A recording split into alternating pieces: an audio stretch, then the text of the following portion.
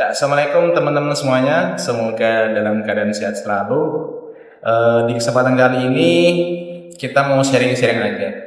Terkhusus hari ini kita merayakan hari kelahiran orang tercinta kita yang dulu sering dan mengingatkan kita. Siapa lagi dan bukan adalah Nabi Muhammad SAW. Nah, teman-teman semuanya, sering gak sih kita melakukan perdebatan panjang, melakukan diskusi yang panjang perihal masalah Maulid Nabi? Ada yang harus dirayakan dengan meriah dan sebagainya. Ada yang harus kita hanya mencontoh sunnah-sunnahnya saja. Nah, itu supaya kita mengurangi rasa penasaran kita, lebih terbuka wawasan kita, mari kita sama-sama undang Ustadz kita, teman kita yang insya Allah berkompeten. Monggo Ustadz Nailul Fatih, saya persilakan. Nah, ini beliau salah satu Ustadz. Monggo Ustadz, ini enaknya salaman dulu ya berarti ya. Oh iya, iya. Oke. Sedikit memperkenalkan beliau teman-teman. Beliau adalah Ustadz Nailul Fatih, salah satu Ustadz di Masjid At-Taqwa Surodadi Comal Kabupaten Pemalang. Ustadz, gimana kabarnya Ustadz? Sehat Ustadz? Alhamdulillah sehat. Gimana Mas Ustadz Ilham kabarnya? Alhamdulillah sehat juga Ustadz. Ya. Semoga selalu diberi keberkahan, amin, diberi kelancaran dalam urusan dunia maupun akhiratnya. Amin. Amin. Nah, buat teman-teman semuanya, melanjut diskusi kita tadi, melanjutkan pembukaan kita tadi masalah Maulid. Nah, ini mumpung ada Ustadz waktu ini, kita langsung ngobrol-ngobrol aja tuh ya, biar lebih enak sharing-sharingnya supaya kita semakin terbuka wawasannya. Kita harus apa ketika melaksanakan atau memperingati Maulid?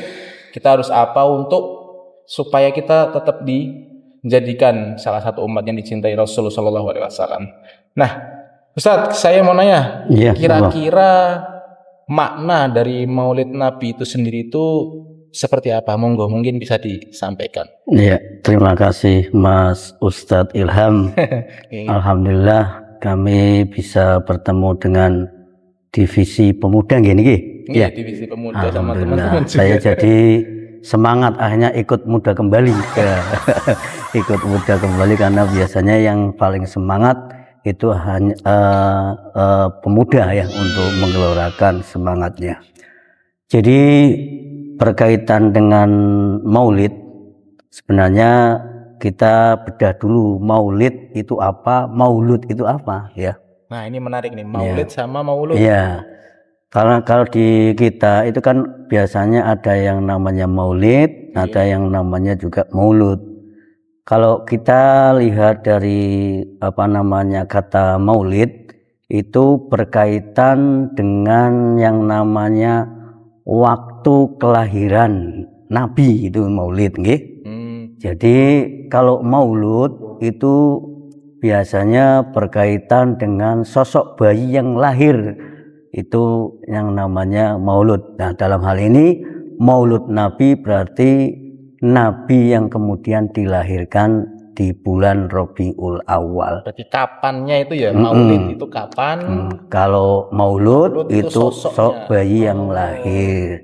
Ada juga yang namanya muludan. Nah, itu istilah Jawa. Istilah Jawa ya. Kalau muludan itu kan biasanya ada yang kegiatan yang itu bersifat ya pengajian untuk memperingati Maulid ya, itu namanya muludan. Itu lidahe wong Jawa. Lidahe wong Jawa nggih, muludan nggih. Itu berkaitan dengan Maulid atau Maulud ya, esensinya sebenarnya sama ya. Kita memperingati yang namanya Maulid Nabi Muhammad, manusia yang terbaik yang pernah dilahirkan di muka bumi ini. Nah, ini teman-teman, ternyata selama ini mungkin kita menyebut Maulid sama Maulud itu sesuatu yang sama, padahal esensinya sendiri itu ada perbedaannya Ustaz ya. Itu berdasarkan apa Ustaz? Berarti dari dasar bahasa Arabnya atau seperti apa Maulid dan Maulud itu? Iya, mungkin itu salah satu dari bahasa dan juga salah satu perbedaan untuk kita memaknai daripada isi Maulid dan Maulud itu sendiri. Iya. Berarti kalau Maulid kita membicarakannya waktu kapan kelahiran Rasul itu Rasul, lahir ya. dan dilahirkan 12 Rabiul Awal. Kalau kita terkenalnya tahun gajah ya, Iya. tahun gajah. Kalau Masehinya Ustaz, ya, Kalau saya kok agak-agak lupa. Masehinya itu sekitar 600 berapa itu ya? 600. Berarti sekitar Masehinya, tapi tahunnya tahun Iya, gajah tahun karena gajah. belum masuk Hijriah ya. Kalau Ustaz. belum masuk Hijriah. Jadi apa namanya, itu peristiwa di mana kita memperingati kelahiran Rasulullah Sallallahu Alaihi Wasallam, juga itu ada perbedaannya untuk menentukan tanggal di kalangan kita sendiri itu loh. Oke. Nah, berarti yang pasti tahunnya tahun gajah karena gampang diingat banget. Iya. Seperti itu. Karena zaman dulu di Islam belum ada kalender Hijriyah ya. Oke, karena kan Hijriah kan hitungannya setelah Nabi Hijrah itu. Nah, setelah Nabi kemudian hijrah, dan peristiwa tahun gajah itu kan peristiwa invasi tentara Abraha ke Madinah pada waktu itu. Nah, ini saat selain kita mengetahui Maulid dan Maulud tadi, sebenarnya tuh kita sebagai umat Muslim dan khususnya pemuda itu tuh ketika ada pertanyaan ngapa sih kok kita harus memperingati Maulid Nabi ini. Jadi kalau dipikir-pikir tuh kok tidak diperingati itu nopo kan bahasanya. Ya, bagi kita sebagai orang yang beragama Islam, tentunya itu kan bagian dari iman. Karena kita mengimani Nabi dan Rasul, rukun iman ya, dan mencintai Nabi Muhammad itu harus lebih mencintai Nabi itu lebih dari cintanya kepada diri kita sendiri. Jadi mencintai Allah dan Nabi itu harus lebih mencintai daripada mencintai diri kita. Berarti makna yang kemudian timbul, mencintai Nabi itu lebih besar harusnya. Makanya ketika peristiwa Maulid Nabi niku, kita menteladani sifat-sifat beliau, akhlak beliau. Nah, kebetulan nih saya pernah membaca buku ini Mas Ustadz Ilham ya. Bukunya namanya ini As-Sama'il Muhammadiyah. Oh, Syama'il. Ya. Terkenal banget Ustadz. Iya. Di mana-mana kayak banyak. Saya dulu beli tahun berapa ini ya, As-Sama'il Muhammadiyah. Di situ dikupas bagaimana sifat dan perilaku serta akhlak Nabi Muhammad Shallallahu Alaihi Wasallam itu secara detail dan dikarang oleh Imam At-Tirmidzi ya, yang kemudian sudah diterjemahkan Oke, satu jadi kebuka wawasan kita mengenai tadi yang pertama masalah Maulid dan Maulud. Kemudian alasan kita tuh harus merayakan Maulid itu sebagai bentuk untuk meneladani akhlak beliau. Nah, sekarang saatnya Ustadz, kita itu kan Islam khususnya di Indonesia Ustadz. Kalau gampangannya wong itu kan ada ormas lah. Kalau kita mungkin yang Muhammadiyah, kemudian yang saudara kita di kaum Nahdliyin, Nahdlatul Ulama, memiliki perbedaan cara dalam memperingati, cara dalam merayakan Maulid Nabi ini. Ya, itu sikap kita seperti apa Ustaz dalam menyikapinya? Iya. Di setiap perbedaan itu pasti ada pegangan sendiri-sendiri ya Mas Ilham ya. Nah, kita menyikapi terhadap perbedaan, apakah kita harus merayakan, apa tidak kemudian merayakan Maulud. Memang dari segi dalil ya, dari segi dalil itu tidak kemudian ada dalil yang jelas untuk kita harus memperingati Maulid Nabi ya. Tapi bagi kita sebagai orang yang insya Allah beriman ya, maka kita harus kemudian meneladani kehidupan Rasulullah SAW dengan cara mengingat peristiwa Maulid Nabi. Dan kita melakukan itu bagi saya ya sah-sah saja selagi kita memperingatinya tidak secara berlebihan atau secara yang kemudian tidak diajarkan oleh ulama dan lain sebagainya. Bagi kami memperingati kelahiran Nabi Muhammad itu sesuatu yang harus dilakukan kalau menurut saya. Karena itu bagian dari kita cara mencintai kita terhadap Rasul kita, mahabbah ya. Cinta kita kepada Rasul. Adapun cara pemaknanya itu kan mungkin luas ya. Ada yang kemudian lewat pengajian-pengajian, ada yang lewat kemudian diskusi-diskusi. Yang intinya kita mencontoh dan meniru keteladanan beliau supaya bisa diwarisi oleh umatnya. Nah, kita bagian dari umatnya, maka kita harus kemudian meniru keteladanan Rasulullah Sallallahu Alaihi Wasallam. Berarti sebenarnya pokok utamanya di cinta kita Iya. kepada Nabi Muhammad. Meh carane piye niku bebas. Bebas, monggo.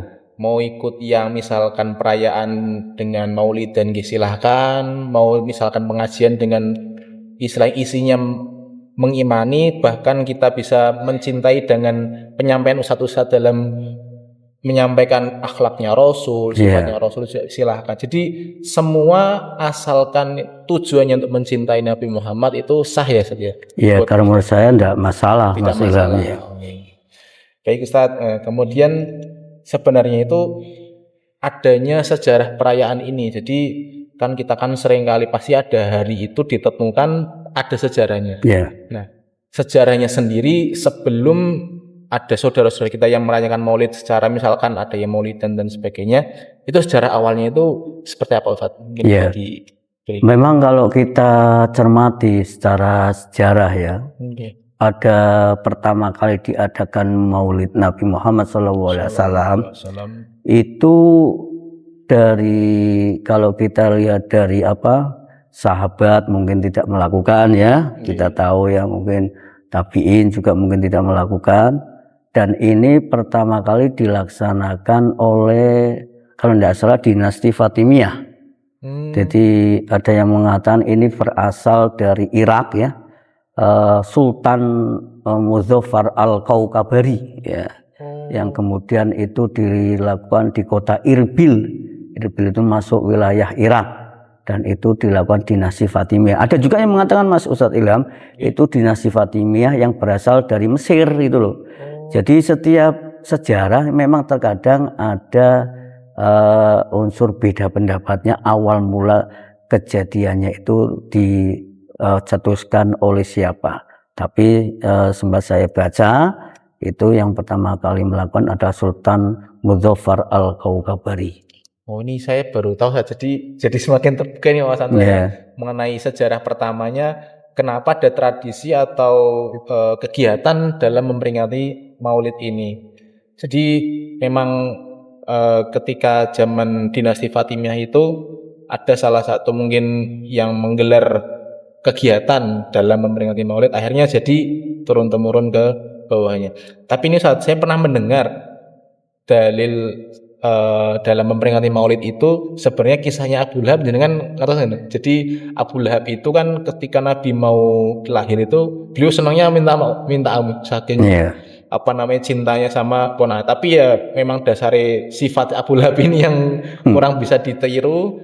Tapi saya pernah mendengar Ustadz dari ceramahnya itu bahwa ketika Nabi Muhammad lahir, saking cintanya Abu Lahab ini, ketika setiap hari Senin itu beliau siksanya di neraka diringankan. Itu jadi dalil bahwa perayaan maulid itu bahkan Abu Lahab yang kafir saja bisa dapat peringanan, apalagi kita yang Islam. Itu bagaimana Ustaz pendapat pandangan panjenengan? Iya, itu memang ada pandangan yang mengatakan hal tersebut ya. Tapi kita ketahui bahwa paman Nabi itu ada yang Islam, ada juga mati dalam keadaan kafir ya. Ya, di paman Nabi itu kan ada yang namanya sahabat Hamzah dan sahabat Abbas ya. Itu yang kemudian mereka memeluk Islam, ada yang mati dalam keadaan Islam, dan ada yang mati naudzubillah ya dalam keadaan masih tidak mau untuk mengimani Rasulullah, dan itu keponakannya, dan salah satunya adalah Abu Lahab dan Abu Thalib ya, untuk tidak mengimani keponakannya sendiri. Tetapi dari unsur Abu Thalib itu terhadap keponakannya Nabi Muhammad, itu beliau sebenarnya mendukung dakwahnya Nabi, cuma hatinya ini dereng kemudian beriman kepada Nabi Muhammad dan Allah Subhanahu wa Jadi taala. disupport apa aja tapi untuk mengimani belum Belum, bisa. Jadi tetapi kalau Abu Lahab itu unsur kemudian kebencian terhadap Nabi setelah Nabi lahir ya, ya, setelah sebelum Nabi itu lahir, sama sekali, ya tapi setelah lahir kemudian setelah biasa. lahir itu kan perjuangan dakwah Nabi itu salah satunya ditentang oleh Abu Lahab. sendiri. Iya, bahkan Abu Lahab itu berbagai cara untuk melakukan sabotase, untuk melakukan ya hal-hal yang itu dakwah Nabi supaya tidak sukses di kota Mekah.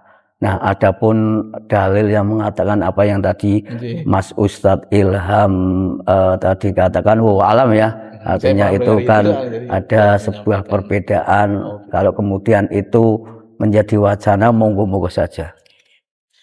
Nah, dari kita tahu sejarahnya, kita tahu asal muasalnya, sebenarnya pelajaran yang paling berharga yang bisa diambil dari Maulid ini sendiri itu apa? Iya.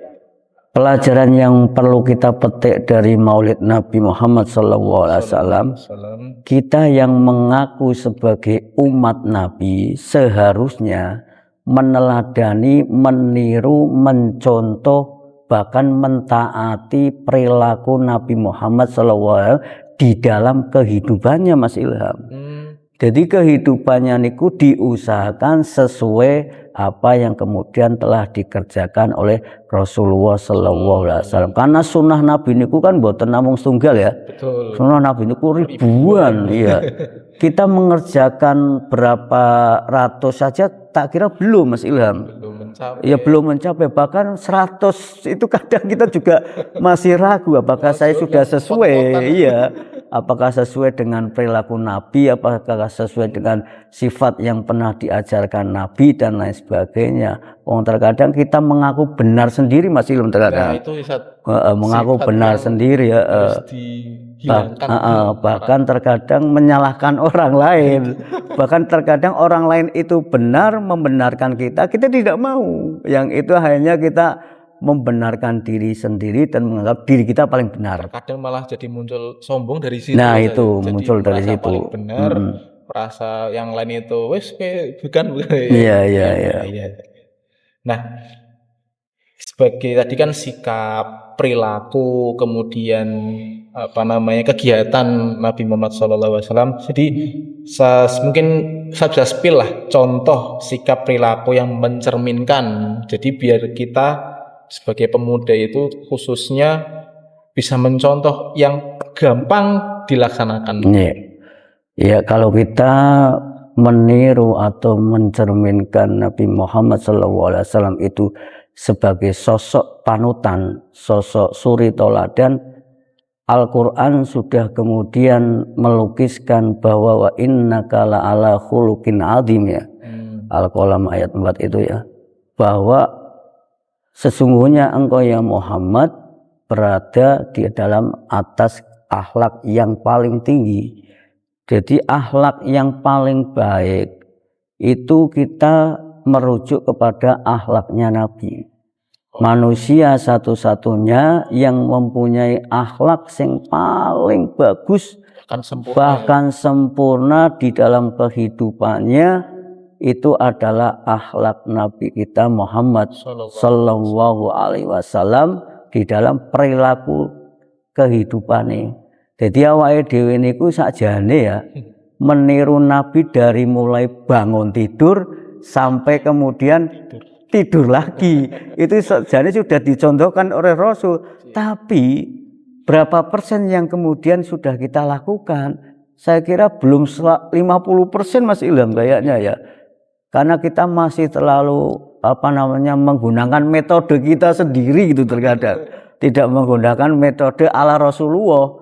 Karena kalau metode ala Rasulullah itu sakjane itu metode yang terbaik, bahkan dari segi kesehatan itu Rasul sudah mendidik kita bagaimana cara perilaku hidup sehat, hidup kemudian aman, hidup kemudian tertata dan lain sebagainya.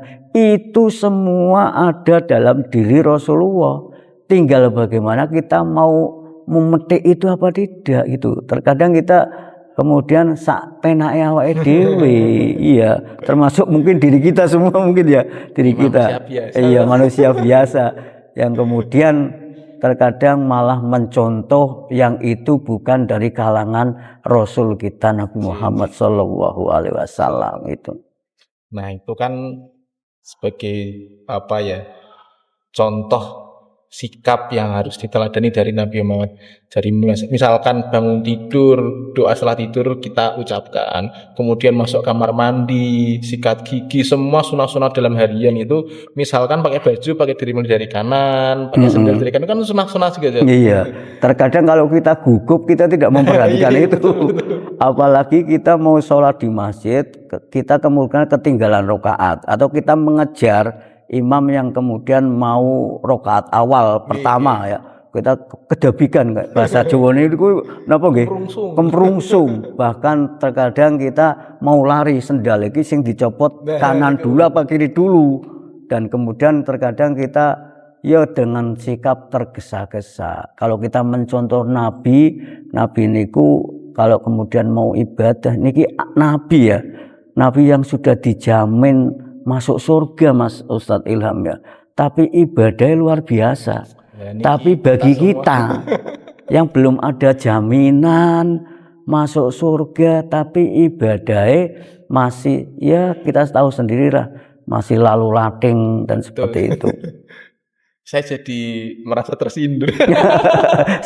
Mungkin saya juga Mas Ustadz Ilham ya. Jadi memang namanya manusia akhir zaman gitu ya. Iya mungkin. Jadi sudah jauh dari Nabi, wis ngerti ngono, ora gelem usaha lebih ngoten ya. Iya. Nah, tadi kan lebih untuk kita. Nah, sekarang mungkin kan Ustadz sendiri, saya dan teman-teman di sini kan mungkin ada yang sudah menikah dan memiliki anak. Nah, caranya supaya kita mendidik anak, mencontohkan ke anak itu cinta terhadap Nabi itu stepnya, tipsnya itu seperti apa? Iya. Bisa dibagi. Jadi kita kalau kemudian kita berumah tangga, memang seyogyanya kita meniru rumah tanggane Nabi. Ya, Nabi niku dalam berumah tangga dia tidak pernah marah, dia tidak pernah kemudian membenci dan lain sebagainya. Bahkan Nabi itu ketika memanggil Siti Khadijah dengan panggilan ya Habibi, wahai kekasihku, wahai cintaku. Kalau bahasa sekarang itu ayang beb mungkin ya Mas Ilham ya. Tapi kalau kemudian Nabi mengatakan kepada Siti Aisyah ya Humairo, dengan wahai pipi yang kemerah-merahan, pipi yang mereka, itu tandanya Nabi itu memuji istrinya. Nah, untuk menanamkan pendidikan terhadap anak, al-ummat rosatul ula. Jadi ibu itu sebenarnya pendidik awal yang kemudian dari anak-anak kita. Makanya pendidikan yang pertama itu sebelum dari sekolah, lingkungan dan lain sebagainya, itu pendidikan dari rumah kita masing-masing. Lah, untuk kita mencontoh atau menanamkan cinta kita terhadap Nabi Muhammad SAW, maka kita harus mengenalkan agama Islam.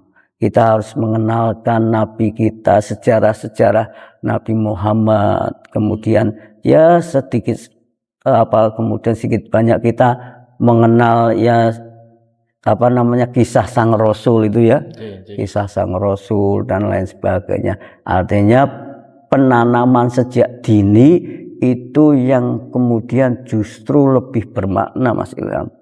Karena dari usia dini itu kita kenalkan sifat Nabi, kita kenalkan perilaku Nabi, kita kenalkan sejarah Nabi. Zaman dulu Mas Ilham ya, saya itu teringat kalau kemudian mau tidur ya, itu almarhum bapak saya itu sering sekali sebelum tidur saya diceritakan cerita-cerita Nabi.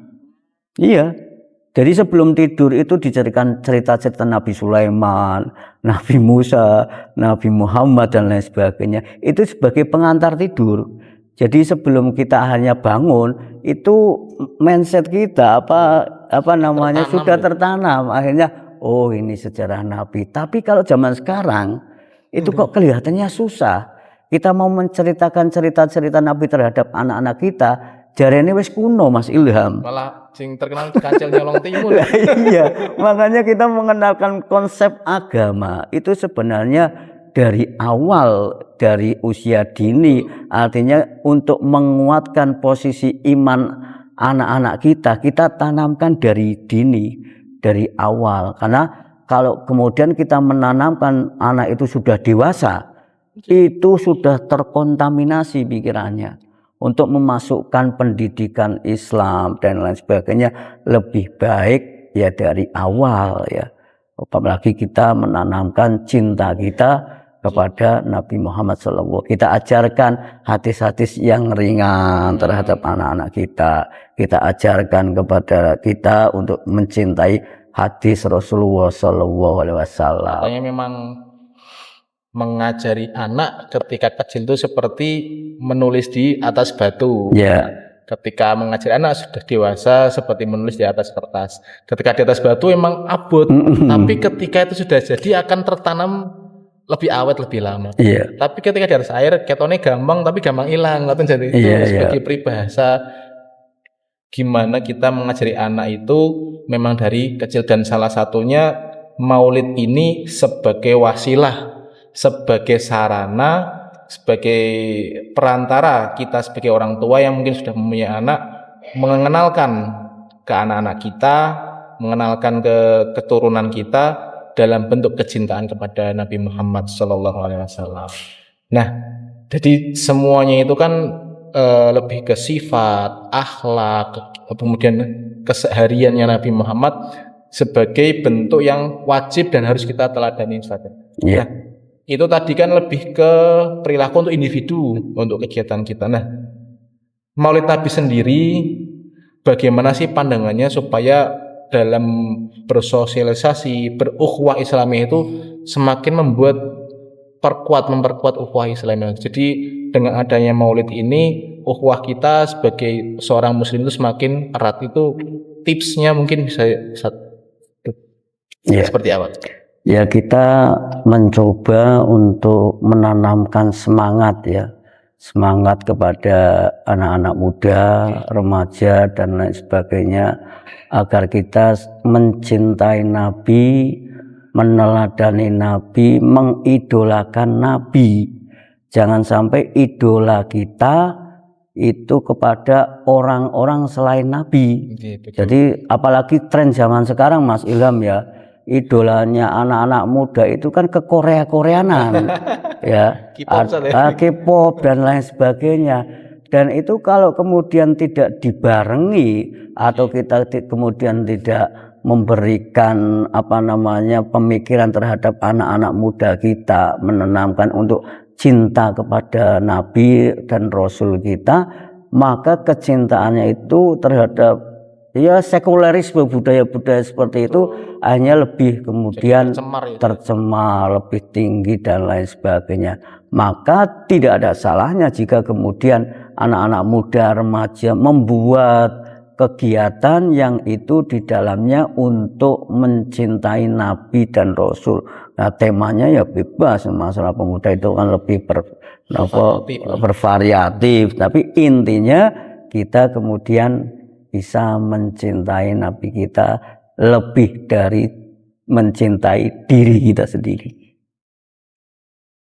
Nah, ini sendiri Ustaz, karena hari ini kan sebagai peringatan Maulid Nabi, teman-teman kita banyak yang ada agenda-agenda seperti ya kalau di kaum Nahdliyin, Nahdlatul Ulama ada yang sholawatan dan sebagainya sebagai bentuk kecintaan kita. Nah, tapi tadi yang Ustaz sampaikan perihal yang pokok itu justru menanamkan sejak dini, menanamkan sejak masih belia cinta kepada Nabi, meneladani akhlak-akhlak Nabi. Nah, kemudian dengan adanya Maulid Nabi ini bagaimana menjaga semangatnya. Jadi ketika sudah mengajarkan, meneladani, supaya semangat itu supaya enggak padam, jadi tetap konsisten, tetap istiqomah dalam meneladani Nabi melalui peringatan Maulid Nabi ini seperti apa, Ustaz? Ya, bagi kita bersolawat kepada Nabi itu tidak dilarang ya Mas ya. Oke. Artinya kita bersolawat itu sebuah anjuran di dalam agama, karena itu bagian dari kita, iman kita kepada Rasulullah SAW. Adapun bentuk kegiatannya mungkin kan cara pandang kita mungkin tidak sama dengan yang untuk dalam bentuk kegiatan memperingati Maulid itu sendiri ya.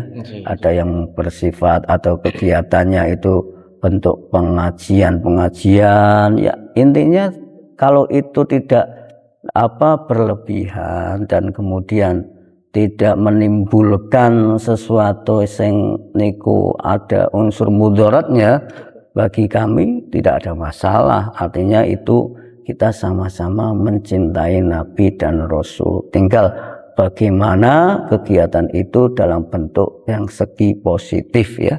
Artinya segi yang kemudian bisa meneladani perilaku Rasulullah SAW.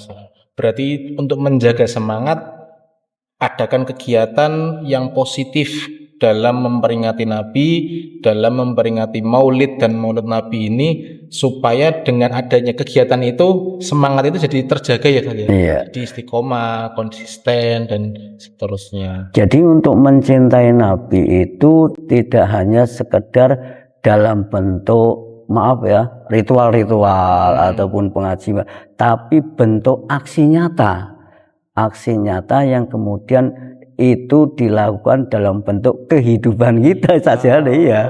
Dalam bentuk kehidupan kita sudah sesuai sunnah apa belum?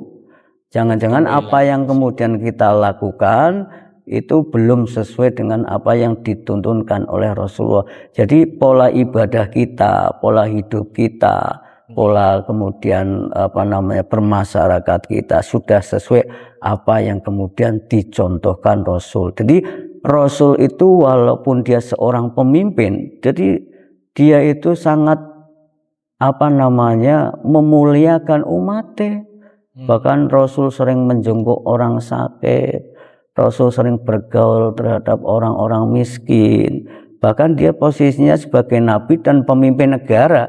Bahkan Rasul itu sering kemudian menjahit bajunya sendiri, dandani sandalnya sendiri, bahkan sering membantu kegiatan rumah tangga istri-istrinya, ngeleri juga Rasul juga ngeleri ya. Dan jadi Rasul itu walaupun pribadinya sebagai Rasul dan Nabi, tapi dia sangat humanis Mas, sangat humanis terhadap masyarakat, sangat humanis terhadap rakyat atau umatnya. Jadi justru malah itu poin yang jadi titik beratnya kita dalam memperingati Maulid ini. Maulid tidak hanya sebatas ritual, tidak hanya sebatas perayaan-perayaan saja, tapi justru aksi nyata, aksi dalam kehidupan sehari-hari, aksi dalam kita bermasyarakat, dalam kita bersosial, dalam kita meneladani dalam kehidupan sehari-hari. Nah, mungkin ini terakhir Ustadz. Jadi pesan kepada kita semua, pesan kepada kita pemuda-pemuda, teman-teman yang menonton ini, supaya kecintaan kita dengan melalui peringatan Maulid Nabi ini, supaya kita semakin rasa cinta ini kepada Rasulullah melebihi idola-idola kita yang lain. Pokoknya Rasulullah dhisik, sing lain carry ya. Bagaimana itu tips? Ya, tipsnya itu kita kan sering ketika kita mengikuti majelis ilmu atau majelis taklim, kita sering mengatakan atau sering kita berucap raditu billahi robba wa bil islami dina wa bi muhammadin nabiyya wa rasulah. Berarti kita sudah ridho, kita sudah ikhlas bahwa kita memilih agama Islam, kita kemudian Rasul itu sebagai nabi dan Rasul kita, berarti itu menjadi pegangan hidup kita Mas Ilham dalam melaksanakan kehidupan sehari-hari. Nah, tipsnya agar kita lebih semangat mencintai kehidupan perilaku Rasulullah Sallallahu Alaihi Wasallam. Yang pertama, kita sering kemudian membaca hadis, ya. Kita kemudian sering meneladani perilaku Rasulullah, mencintai, kemudian ya pokoknya banyaklah membenarkan apa yang kemudian yang disampaikan oleh Rasulullah SAW.